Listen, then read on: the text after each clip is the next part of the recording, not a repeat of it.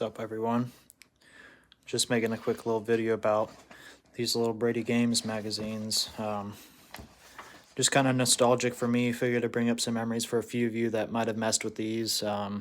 Because back then gaming had a lot to do with what was in the magazines and everything that could bring it to you before the internet was getting really big. And obviously, just having this without even having to type anything up is just totally clutch. But just curious if you guys enjoy this kind of stuff, where it shows like the close-up artwork of like the characters and stuff that might not be in the manual. Obviously a lot of this isn't in the manual, of course. There's a lot of content here, but just think it's pretty cool how in-depth they went, back then on these games, and just how this is such a big collector's piece nowadays, at least to me anyways, and any of you that collect the horror scary games for like the old consoles like ps2 and such. But I just think they really did well with the print quality, showing all the weapons that they feature in the game and whatnot.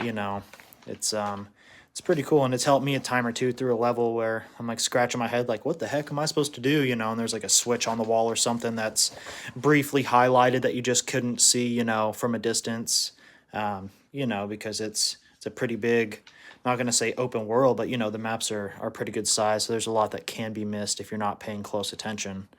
But just want to see if you guys will, throw some stuff in the comments, and what magazines do you guys collect? Do you collect like any of the old Pokemon ones or the Tony Hawk magazine? I've seen some of those at my local game store, and I was thinking of picking those up as well. It'd be kind of cool.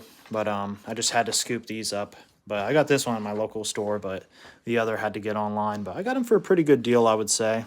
Definitely not the old school price up there. But yeah, man, let me know what you guys think about these. Is this something that you guys collect or would add to your collection, even think about adding, or do you guys think it's just a waste of paper, wouldn't even mess with?